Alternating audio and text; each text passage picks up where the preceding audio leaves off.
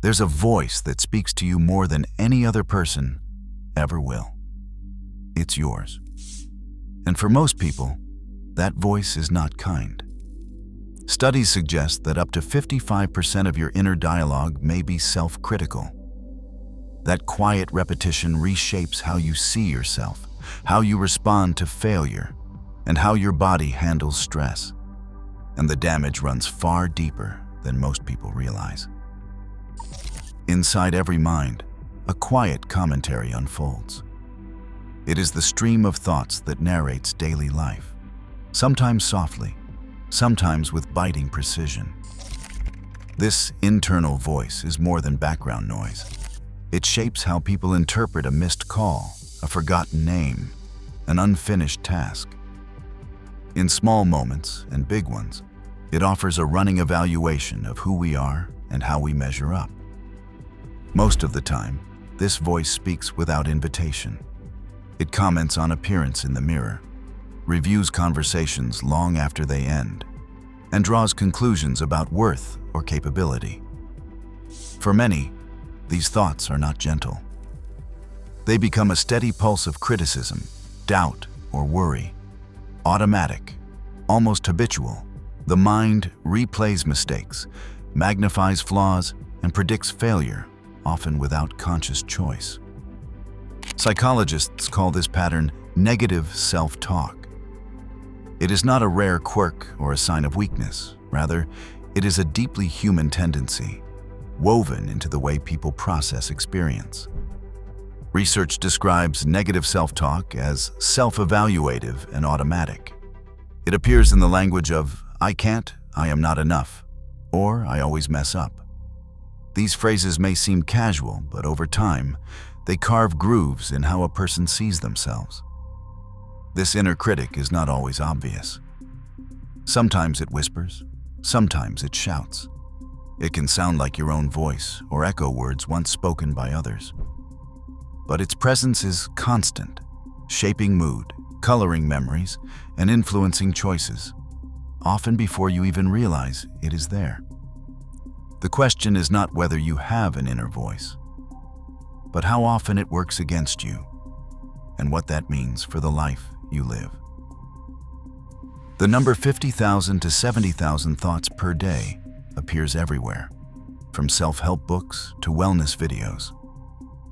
It is a figure that promises to quantify the chaos of the mind, but the science behind it is far less certain. The original source traces back to a 1993 book on cognitive behavioral therapy. In that study, participants were asked to count their own mental events during a short lab session. Researchers then stretched those counts across a full day, multiplying a few minutes of self-report into a sweeping estimate for everyone. There was no agreed definition of what a thought actually meant. Was a passing worry one thought, or many? Did a lingering doubt count each time it returned? The study relied on self-estimation, making it vulnerable to over-reporting. When people know they are being watched, they tend to inflate their answers, consciously or not. Neuroscience offers little support for such a high number. Brain imaging studies show that mental activity does not break cleanly into tens of thousands of separate events. Much of what feels like a stream of thoughts is actually sustained neural activation, not distinct, countable moments.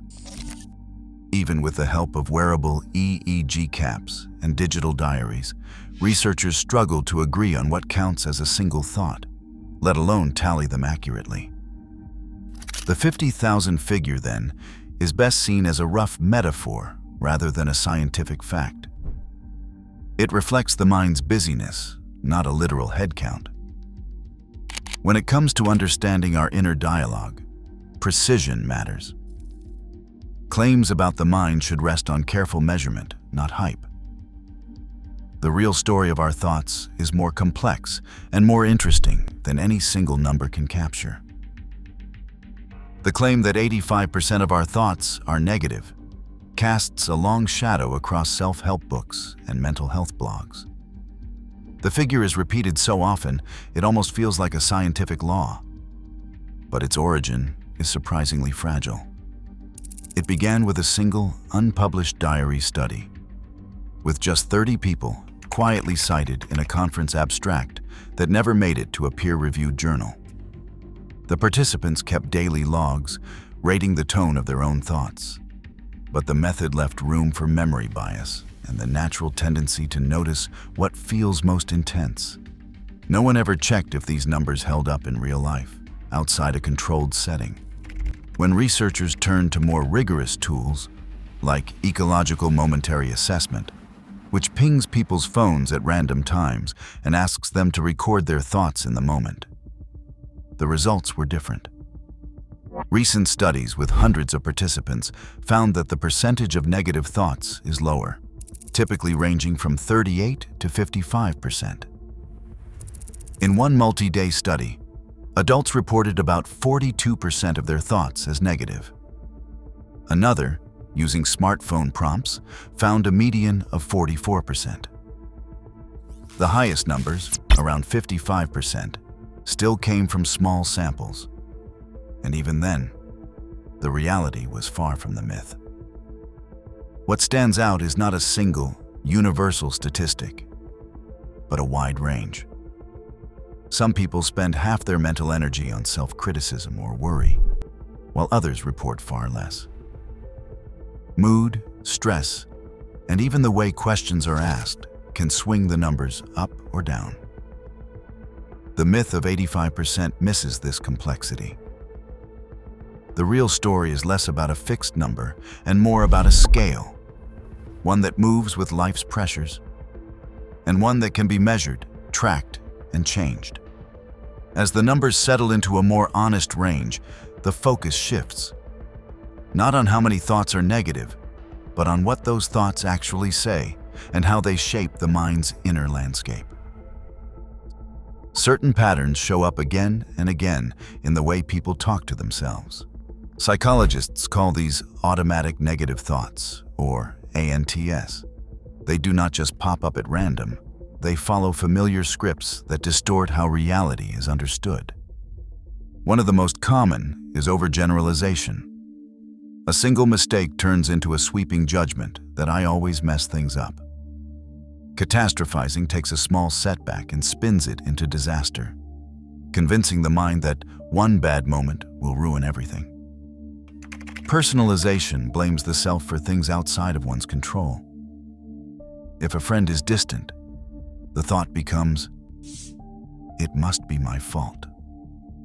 Mental filtering works quietly, letting only the negative details through and ignoring any evidence of success or kindness. Then there is all or nothing thinking, where life is divided into extremes, total failure or complete success, with nothing in between. These patterns do not just color a bad day. They set the tone for how people interpret challenges, relationships, and even their own worth. They are so automatic that most people barely notice them, yet they shape experience at every turn. Recognizing these patterns is the first step toward understanding how the mind's habits can quietly steer life in directions never intended. Negative self-talk is not just a background habit. It leaves fingerprints on the mind and body. In clinical studies, the link between persistent self-criticism and depression is striking. Correlation coefficients hover around 0.7, a strength rarely seen outside the most established risk factors. This means that as negative self-talk increases, so does the likelihood of depressive symptoms, with anxiety following closely behind. The effects are not limited to mood. In reaction time experiments, people recognize negative self-descriptive words about 30 milliseconds faster than neutral or positive ones. The mind is primed to spot self-criticism, as if scanning for threat. This bias is automatic, operating beneath conscious awareness, and it shapes which thoughts break through the surface. The body responds as well. When negative self-talk spirals into rumination, the stress system activates. Salivary cortisol, a marker of the body's stress response, rises, sometimes by as much as 30% in the evening, after a day marked by self-criticism.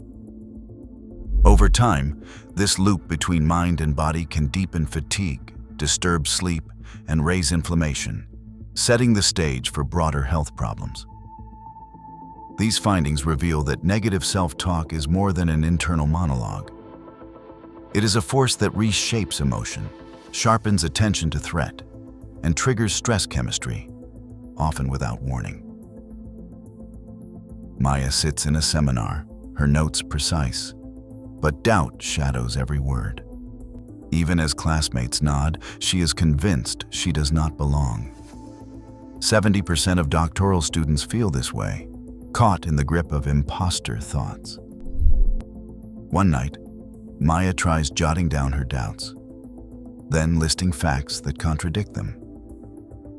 The process feels unnatural, but slowly, the evidence starts to matter more than the fear. Alex, a young analyst, logs 18% more overtime than his peers, yet rates himself 27% less effective. Perfectionism keeps him working late, chasing a sense of competence that never arrives. His therapist suggests a daily pause to record one small win. It is a modest ritual, but over time, the self-criticism eases. Jordan, once outgoing, now avoids friends after setbacks. Withdrawal feels safer than risking more disappointment. A friend shares a 30-second mindfulness audio, just enough to notice the inner critic. Jordan tries it, and the next wave of doubt feels less overwhelming. Even brief interventions like these show a moderate effect, with an average impact size near 0.45. Right now, psychologists recognize that unchecked self-criticism quietly shapes how entire generations handle stress, relationships, and ambition. The dialogue in your head isn't background noise. It's the script you live by. Changing that script may be the most radical act of self-care we can choose. Thanks for watching.